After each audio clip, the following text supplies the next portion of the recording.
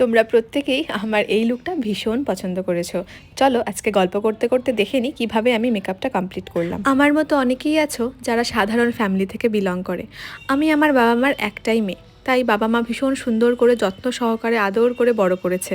মা সবসময়ই বলতো যে মা না হলে মায়ের মর্ম কোনোদিনই বুঝবি না। সত্যি তাই, আজকে দুটো বাচ্চা হওয়ার পরে সত্যি বুঝতে পারি জীবনে বাবা মার গুরুত্ব বা অবদান কত। আমার বাবা মা কোনো সময় ছেলে আর মেয়ের মধ্যে পার্থক্য করেনি, আমাকে তাদের সমস্তটা দিয়ে বড় করেছে। তাই আমার মতে প্রতিটা মেয়েকেই নিজের জন্য আর নিজের বাবা মায়ের জন্য স্বাবলম্বী হওয়াটা খুবই জরুরি। অনেকেই আমাকে দেখে অবাক হয় যে দুটো বাচ্চা সামলে, সংসার সামলে কিভাবে এত কিছু ম্যানেজ করছি। বিশ্বাস করো, সবার মতো আমিও স্ট্রাগল করি, আমারও অনেক সমস্যা। অনেকেই অনেক রকম মন্তব্য করে। এমনও সময় এসেছিল যখন আমাকে বলা হয়েছিল যে কাজ করতে হবে না, কাজ ছেড়ে দাও, বাচ্চাদেরকে দেখো, বাচ্চাদের সময় দাও। কিন্তু ছেড়ে দেওয়ার পাত্রী তো আমি নই। আমি সংসারও সামলাবো, বাচ্চাদেরও দেখবো, আর সুন্দরভাবে কাজও করে যাবো। আর সবচেয়ে বড় কথা, লোকের কথায় কান না দিয়ে নিজের লাইফটাকে সুন্দর করে সাজাবো। আর আমার বাচ্চাদের কাছেও সুন্দর একটা নিদর্শন রেখে যাবো যে নিজের লাইফটাকে এভাবেই বাঁচতে হয়। লোকের কথায় কান না দিয়ে সুন্দর করে সাজিয়ে তুলতে হবে, নিজেকে প্রতিষ্ঠিত হতে হবে।